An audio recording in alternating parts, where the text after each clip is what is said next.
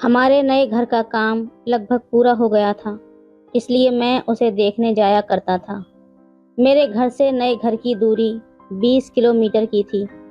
एक दिन मैं वहाँ काम देखने गया तो सामने रहने वाली आंटी मुझे अक्सर चाय पानी के लिए बुलाती थी। उनके बुलाने पर मैं एक दिन उनके घर चला गया। उस दिन उन्होंने मुझसे बहुत बोल्ड अंदाज में बात की थी। उन्होंने अपनी साड़ी भी कुछ अलग तरह से पहनी हुई थी। जैसे ही मैं घर में दाखिल हुआ, उन्होंने मुझे चाय के लिए पूछा। मैंने कहा कि मैं चाय नहीं पीता, लेकिन उन्होंने ज़बरदस्ती चाय बना दी।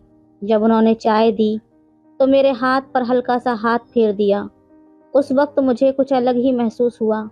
मैंने इसे मजाक समझा, लेकिन आंटी मुझे मेरी ज़िंदगी का पहला अनुभव देने वाली थी। वो मैंने कभी सपने में भी नहीं सोचा था। तब उन्होंने कहा, तुम आज सही वक्त पर आए हो। अंकल आज घर पर नहीं हैं। मैं तुम्हारी थोड़ी मदद चाहती हूँ। लेकिन मदद के बहाने वो मुझे बेडरूम में ले गई। आज तुम्हें कुछ नया अनुभव देती हूँ। ऐसा कहते हुए उन्होंने मेरे साथ। हेलो दोस्तों, स्वागत है आप सभी का हमारी एक और रोमांचक कहानी में। उम्मीद करती हूँ आपको ये कहानी बेहद पसंद आएगी। मेरा नाम मोहन है और मेरी उम्र 24 साल है। हमारी आर्थिक स्थिति बहुत अच्छी नहीं थी, लेकिन अपनी मेहनत के दम पर मैंने काफ़ी पैसे कमाए थे। इसलिए मैंने अपने माता पिता को एक छोटे से घर से निकालकर एक बड़े बंगले में लाने का सपना देखा था। हमारे घर का काम लगभग पूरा हो गया था, इसलिए मैं अक्सर वहां जाने लगा। एक दिन मैंने देखा कि सामने रहने वाली 35 साल की महिला मुझे लगातार देख रही थी। मैं अपने काम में व्यस्त था, लेकिन जब भी मेरी नज़र पड़ती, मुझे महसूस होता कि वो मुझे निहार रही है। एक दिन उसने इशारे से मुझे बुलाया। जब मैं उसके पास गया तो उसने कहा, क्यों जनाब, हमारे नए पड़ोसी कब बनोगे? तुम्हारे घर का काम कब तक पूरा होगा? इस तरह से हमारी जान पहचान हो गई। उसका नाम सोनिया था। मैंने उसे पहली बार आंटी कहकर बुलाया। सोनिया मुझे बार बार देखती रहती थी। हमारे घर के सामने ही उसका घर था, लेकिन वो बहुत साधारण था। उसका रहन सहन भी बहुत साधारण था। वो हमेशा साड़ी में रहती थी, क्योंकि हम भी कुछ दिनों बाद वहाँ रहने वाले थे। मैं उससे बातें किया करता था, क्योंकि वो हमारी पड़ोसी थी। उस बात को छोड़ दें तो मुझे उससे बात करने में बिल्कुल भी दिलचस्पी नहीं थी, क्योंकि मैं 24 साल का लड़का था और वो 35 साल की महिला थी। एक दिन जब घर का काम चल रहा था, मैं वहीं कुर्सी डालकर बैठा हुआ था। उसी समय सोनिया आई और शाम के वक्त मुझे चाय लाकर दी। उसने कहा कि मैं सुबह से देख रही हूँ, तुम अपने घर के काम पर काफ़ी ध्यान दे रही हो। सोनिया का ये व्यवहार देखकर मुझे बहुत अच्छा लगा, क्योंकि हमें भी ऐसे अच्छे पड़ोसी चाहिए थे। मेरे माता पिता ने बहुत ही कठिन समय देखा था और बड़ी मेहनत से मेरी पढ़ाई पूरी करवाई थी। हमारे घर में मेरे माता पिता, मैं और मेरा छोटा भाई था। मेरा छोटा भाई 18 साल का था। हाल ही में मैंने उसका एडमिशन दूसरे शहर के कॉलेज में करवाया था। अब वो भी कॉलेज जाने लगा था। नए बंगले के काम के बारे में घर में किसी को जानकारी नहीं थी। जैसे ही मेरी पढ़ाई पूरी हुई, मैंने एक जगह नौकरी शुरू की और कुछ ही महीनों में नौकरी करते हुए मैंने अपना खुद का बिजनेस खड़ा किया। उस बिजनेस से कम समय में मुझे अच्छा मुनाफा हुआ और उसी के कारण मैं आज अपने इस बंगले का काम करवा सका। मैं अपने माता पिता के लिए बहुत खुश था और भाई की पढ़ाई भी अच्छी चल रही थी। बीच बीच में मैं उससे मिलने उसके हॉस्टल जाया करता था। एक दिन मैं ये देखने के लिए गया कि काम कितना हुआ है। तब मुझे पता चला कि मैंने विदेश से बंगले के लिए कुछ सामान मंगवाया था, जिसके आने में देर हो रही थी। इसलिए बंगले का निर्माण पूरा होने में अभी कुछ समय लगेगा। काम का अंदाज़ा लगाकर मैं वहाँ से निकलने लगा। तभी मैंने देखा कि सोनिया अपने घर के दरवाजे पर खड़ी होकर मेरी ओर देख रही थी। जब मेरी नज़र उस पर पड़ी तो मुझे उसकी नज़रों में कुछ अजीब सा महसूस हुआ, क्योंकि वो मुझे एक अलग ही नज़र से देख रही थी। तभी उसने मुझे हाथ दिखाया। मैंने भी उसे बाय किया और वहाँ से निकल गया। सोनिया का ये व्यवहार मुझे समझ नहीं आ रहा था, क्योंकि हमारी इतनी पहचान भी नहीं थी। फिर भी जब भी मैं वहाँ जाता वो मुझसे बात किए बिना नहीं रहती थी। हर बार वो मुझे चाय नाश्ते के लिए बुलाती, लेकिन मैं किसी न किसी बहाने से उसे टाल देता था। कुछ दिनों बाद जब मैं बंगले के काम की जगह जा रहा था, तब ज़ोरदार बारिश शुरू हो गई। बारिश इतनी तेज़ थी कि मुझे गाड़ी के सामने कुछ भी नहीं दिखाई दे रहा था। धीरे धीरे मैं बंगले के पास पहुंचा, तब सामने का दृश्य देखकर मुझे बहुत बड़ा झटका लगा, क्योंकि बंगले की दीवार पानी में बह गई थी। निर्माण अभी कच्चा था, इसलिए बारिश का प्रहार उसे सहन नहीं हो पाया। हुए नुकसान को देखकर मैं बहुत निराश हो गया था। जोरदार बारिश के कारण वहां के मजदूर भी चले गए थे। तब मैं बंगले की आड़ में जाकर खड़ा हो गया। बारिश बहुत तेज हो रही थी, इसलिए मुझे वापस घर जाने के लिए बारिश कम होने का इंतजार करना पड़ा और मैं वहीं खड़ा रहा। काफी समय हो गया, लेकिन बारिश कम होने का नाम नहीं ले रही थी। ऐसी स्थिति में क्या करना है, ये मुझे समझ में नहीं आ रहा था। उस समय मैंने घर पर फ़ोन लगाया, लेकिन नेटवर्क न होने की वजह से फ़ोन नहीं लग रहा था। कुछ समय इंतज़ार करने के बाद अचानक मैंने सामने देखा तो सोनिया मेरे सामने थी। सोनिया हाथ में छाता लेकर सामने से आ रही थी। शाम का समय था और बारिश की वजह से काफ़ी अंधेरा हो गया था। सोनिया एक हाथ में छाता और दूसरे हाथ में टॉर्च लेकर धीरे धीरे मेरी ओर आ रही थी। तब टॉर्च की रोशनी में मैंने उसे देखा। उस हल्की रोशनी में सोनिया कुछ अलग ही दिख रही थी। उस समय उसने साड़ी नहीं पहनी थी, बल्कि मॉडर्न कपड़े पहने हुए थे। उसके होंठों पर लाल रंग की लिपस्टिक थी। सोनिया का ये रूप मैंने पहले कभी नहीं देखा था। उसे देखकर मैं बस उसे निहारता ही रह गया। उसके पास जो छाता था वो उसके हिसाब से थोड़ा छोटा था, इसलिए उसका शरीर थोड़ा भीग गया था। उसका भीगा हुआ रूप देखकर मेरी नज़रें उसके प्रति बदलती जा रही थीं। ऐसी खूबसूरत महिला मैंने पहले कभी नहीं देखी थी। तभी सोनिया मेरे पास आकर मेरा हाथ पकड़कर बिना कुछ कहे मुझे अपने घर की ओर ले जाने लगी। तब मैं बिना कुछ कहे बस उसके पीछे पीछे चलने लगा। वो आगे चल रही थी और मैं पीछे से उसे निहार रहा था। मेरी नज़रें उसकी हर चीज़ पर जा रही थीं। मैंने कभी किसी महिला को इस तरह से नहीं देखा था। आज मुझे क्या हो रहा था पता नहीं। सोनिया का वो रूप और उसका रूप का साथ दे रही बारिश जोरदार तरीके से मेरे मन पर असर कर रही थी। मेरा दिल बेचैन होने लगा था। मैं खुद पर काबू नहीं रख पा रहा था। तभी सोनिया ने मुझे आवाज़ दी। उसकी आवाज़ सुनकर मुझे होश आया।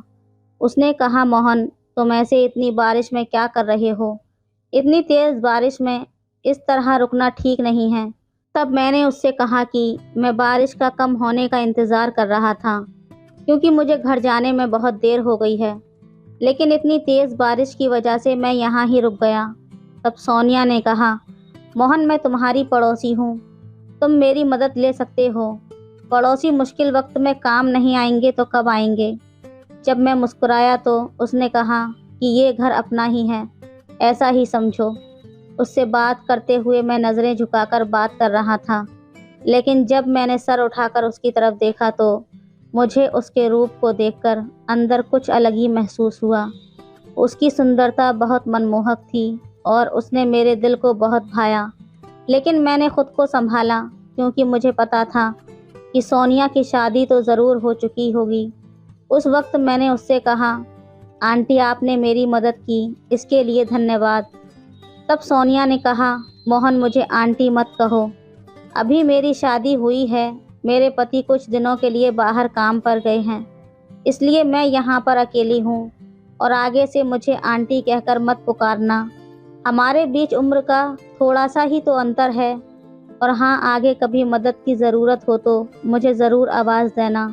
मैं भी तुम्हारी मदद करूँगी, और अगर मुझे कभी कुछ मदद चाहिए होगी तो तुम भी मेरी मदद करोगे ना? उस वक्त मैंने उसकी ओर देखा और हाँ में सर हिला दिया। मैं बारिश में थोड़ा भीग गया था और मुझे ठंड भी लग रही थी। मैं कांप रहा था। तभी सोनिया ने मेरा शर्ट उतारने की कोशिश की। उसके स्पर्श से मेरे शरीर में एक अजीब सी लहर दौड़ने लगी। मुझे वो अच्छा भी लग रहा था और विश्वास भी नहीं हो रहा था। मैं उस समय दुविधा में था, समझ नहीं पा रहा था कि क्या करूं। मुझे वो बातें अच्छी भी लग रही थीं और उसका स्पर्श मेरे लिए नया था। इसलिए मैंने सोनिया को रोका। उसके व्यवहार के बारे में मैंने उससे बात की। तब उसने कहा, मोहन, बिल्कुल चिंता मत करो। तुम्हारा शर्ट पूरा गीला हो गया है, इसलिए तुम्हें ठंड लग रही है। मैं तुम्हें अपने पति का एक शर्ट लाकर दे देती हूँ, उसे पहन लेना। शर्ट लाकर देने तक तो ठीक था, लेकिन जब उसने मेरा शर्ट उतारने की कोशिश की तो मुझे थोड़ा अजीब लगा। मैंने उससे दूरी बनाते हुए 2 कदम पीछे हट गया। उसने मुझे अपने पति का एक शर्ट लाकर दिया, लेकिन वो शर्ट मुझे बिल्कुल भी फिट नहीं आ रहा था। उसने कुछ और शॉर्ट्स लाकर दी, लेकिन उनमें से कोई भी मुझे ठीक से फिट नहीं हो पा रही थी। तब मैंने उससे कहा, अगर आपके पास कोई कंबल हो तो वो मुझे दे दीजिए, वो काफ़ी होगा। तब सोनिया ने मुझे एक कंबल लाकर दिया। मैं उस कंबल को लेकर उसके घर के सोफे पर बैठ गया। जब मैंने घड़ी में देखा तो रात के 12 बज रहे थे। मुझे घर जाने में बहुत देर हो गई थी। तभी सोनिया मेरे लिए गरम गरम सूप लेकर आई। उसने कहा, मोहन, ये सूप पी लो, तुम्हें अच्छा लगेगा। मैंने उसके हाथ से सूप लिया। सोनिया का स्वभाव मुझे बहुत पसंद आ रहा था। मुझे नहीं पता था कि पड़ोसी इतने अच्छे हो सकते हैं। मुझे थोड़ी भूख भी लगी थी, इसलिए सूप पीने के बाद मुझे थोड़ी राहत महसूस हुई। सूप पीते वक्त सोनिया मेरे सामने बैठी थी। मेरा ध्यान बार बार उसकी ओर जा रहा था। उसकी सुंदरता देखकर मैं पूरी तरह से बेचैन हो गया था। इसी दौरान सोनिया ने मुझसे कहा, मोहन, अब तुम्हें घर जाने में काफ़ी देर हो जाएगी, इसलिए आज की रात तुम मेरे पास ही रुक जाओ। और हाँ, किसी भी चीज़ की चिंता मत करो, मैं तुम्हारा पूरा ध्यान रखूंगी। सोनिया के एक एक शब्द अब मेरे कानों में जैसे मधु की तरह पड़ रहे थे, क्योंकि उसकी आवाज़ बहुत मीठी थी। उसे देखकर मुझे ऐसा लग रहा था कि मेरी पत्नी भी उसकी तरह ही होनी चाहिए। उस समय जब मैं ये सब सोच रहा था, सोनिया मेरे पास आई। उसने एक हाथ मेरे कंधे पर रखा और दूसरा हाथ मेरे बालों पर फिराने लगी। उसने कहा, तुम्हारे बाल भी बहुत गीले हैं। वो मेरे बालों का पानी झटक रही थी। सोनिया का स्पर्श मुझे अब बहुत अच्छा लग रहा था, लेकिन दूसरी तरफ मेरे मन में ये बात भी थी कि सोनिया शादीशुदा है। उसने मेरी मदद की है, इसलिए मुझे उसका गलत फ़ायदा नहीं उठाना चाहिए। इसलिए मैंने सोनिया से कहा, मुझे तुम्हारे पास रुकना सही नहीं लग रहा, लेकिन फिर भी आज की रात मैं रुक जाऊंगा और सुबह जल्दी अपने घर चला जाऊंगा। बारिश भी रुकने का नाम नहीं ले रही थी और एक तरह से बारिश ने ही हमारी इस मुलाकात का कारण बना दिया था। मैं इसे सोनिया की मदद समझ रहा था, लेकिन सोनिया मेरे साथ रात को कुछ ऐसा करने वाली थी जो मेरे जीवन का पहला अनुभव होने वाला था। सोनिया ने मुझे अपने बेडरूम में सोने के लिए कहा। आज दिन भर मैं बहुत थका हुआ था, इसलिए मुझे तुरंत नींद आ गई।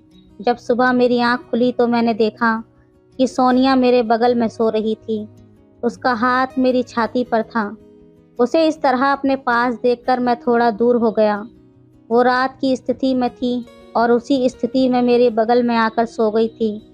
मुझे गहरी नींद लगने के कारण पता नहीं चला कि वो मेरे पास कब आकर सोई थी। जैसे ही मैं उठा, सोनिया भी जाग गई। तब मैंने उससे कहा, सोनिया, ये क्या बेहूदगी काम है? तुम मेरे पास आकर क्यों सोई? तब सोनिया ने कहा, मैं बाहर सोफे पर सोई थी, लेकिन हॉल में मुझे बहुत ठंड लग रही थी, इसलिए मैं तुम्हारे पास आकर सो गई। तब मैंने अपना शर्ट ढूंढना शुरू किया। मेरे शरीर पर तब भी शर्ट नहीं था। मुझे हॉल में मेरा शर्ट दिखाई दिया।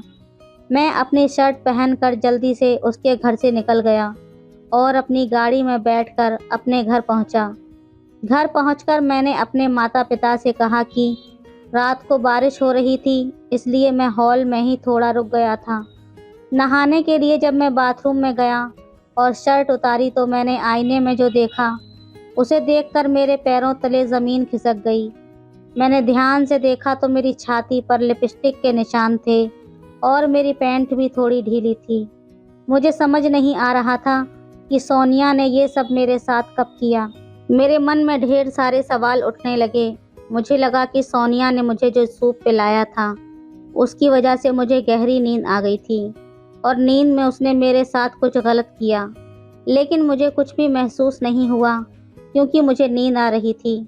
पिछली रात उसके घर में जो रोमांचक माहौल बना था, उसने मुझे सोनिया के साथ बहुत कुछ करने की इच्छा पैदा कर दी थी। लेकिन वो शादीशुदा थी, इसलिए मैंने अपने मन पर काबू रखा और खुद को फिसलने नहीं दिया। लेकिन जो कुछ हुआ, उससे साफ था कि सोनिया भी वही चाहती थी जो मेरे मन में था। उस दिन मैंने अपना सारा काम निपटा लिया और पूरा दिन मेरे मन में सोनिया की छवि घूमती रही। मेरे मन में बार बार पिछली रात की सोनिया की वो छवि आ रही थी, जिससे अब मेरे मन में जो इच्छा पैदा हुई थी, उसे मैं सोनिया के सामने बोलने की सोच रहा था। उसके बर्ताव से भी मुझे ऐसा ही कुछ महसूस हो रहा था, क्योंकि जब से मैं घर के निर्माण का काम देख रहा था, तब से ही उसकी नज़र मुझ पर थी। ये तो मुझे साफ दिख रहा था। 2 दिन बाद मैं बंगले के पास पहुंचा तो देखा कि मजदूरों ने घर की दीवार फिर से पहले जैसी कर दी थी। 2 दिन से बारिश भी नहीं हुई थी। मेरी नज़र सोनिया के घर की तरफ गई तो देखा कि उसके घर का दरवाज़ा बंद था। आमतौर पर जब मैं वहां जाता था तो वो बंगले के आसपास दिखती थी, लेकिन आज सोनिया कहीं नज़र नहीं आ रही थी। मैंने इधर उधर देखा, लेकिन वो कहीं भी दिखाई नहीं दी। आखिरकार मैं उसके घर के दरवाजे के पास पहुंचा। मुझे अब उसे देखने की बेचैनी हो रही थी। जब मैं उसके घर के पास पहुंचा तो अंदर से कुछ मर्दों की आवाज़ें आ रही थीं। मुझे लगा कि उसके घर में कोई मेहमान आए होंगे, इसलिए मैंने वहां से लौटना ही बेहतर समझा और अपने बंगले की तरफ लौट आया।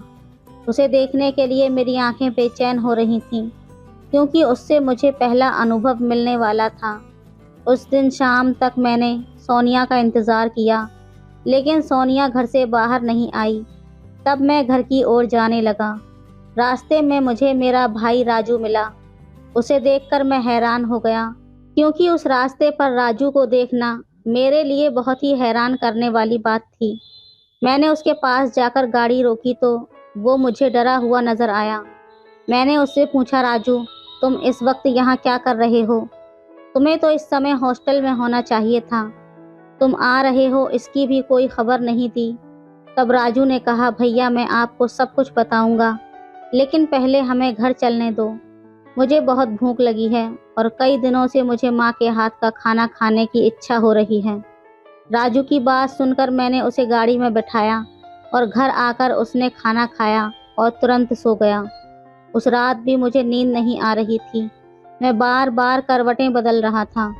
तभी अचानक राजू अपनी जगह से उठकर कहीं और जाने लगा। मैंने उसे आवाज़ दी, लेकिन उसने मेरी तरफ देखा तक नहीं। मुझे समझ आ गया कि वो नींद में चल रहा है। मैंने उसे पकड़कर वापस उसकी जगह सुला दिया।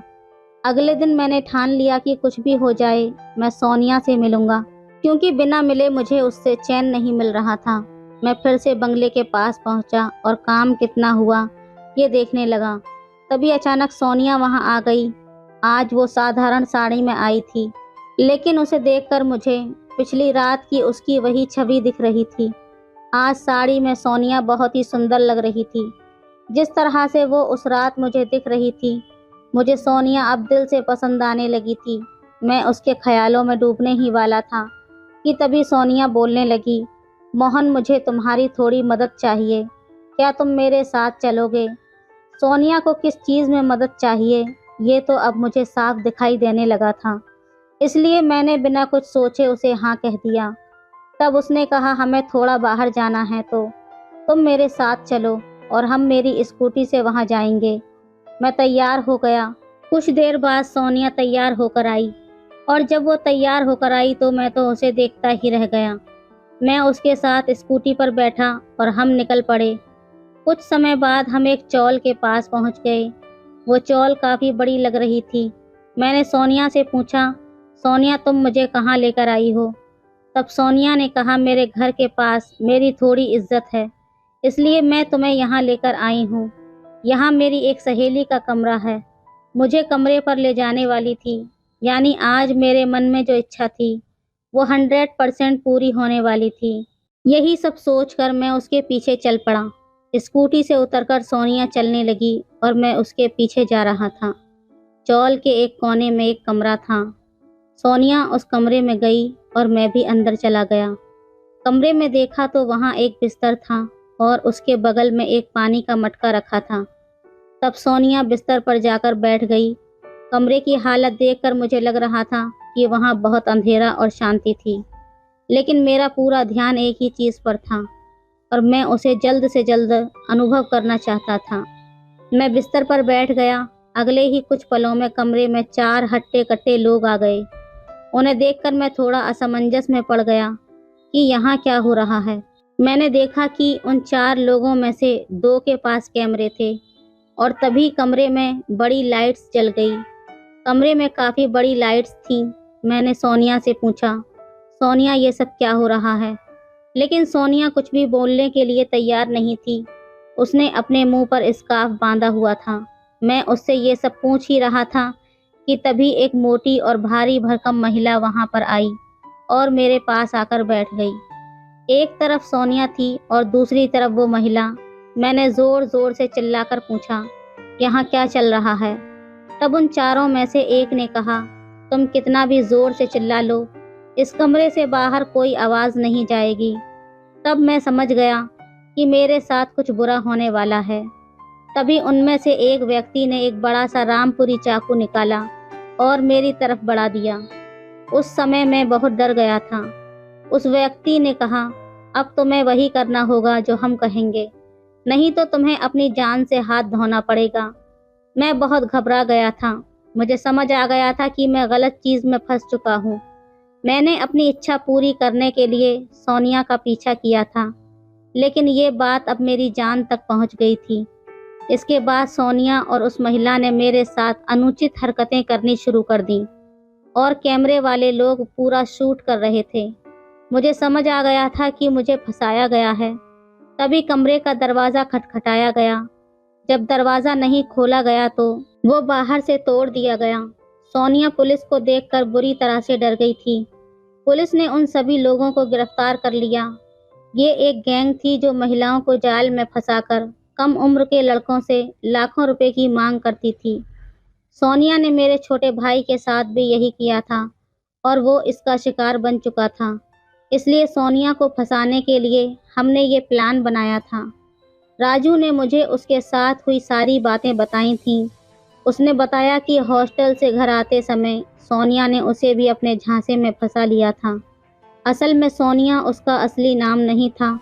सोनिया और उसकी टोली कम उम्र के लड़कों को धोखा देकर लूटने का काम करती थी। मैंने पुलिस को इस बारे में जानकारी दी और जाल बिछाकर उस टोली को गिरफ्तार करवाया। सोनिया ने उसी तरह से राजू का भी वीडियो बनाया था और उससे लाखों रुपए की मांग की थी। राजू ने कुछ पैसे भी दे दिए थे, लेकिन वे इतने पर भी नहीं रुके। वो राजू को ब्लैकमेल कर रहे थे कि अगर उसने और पैसे नहीं दिए तो वो उसका वीडियो वायरल कर देंगे। रात को जब मैं राजू को घर लेकर आया था, तब आधी रात में वो एक कोने में बैठकर रो रहा था।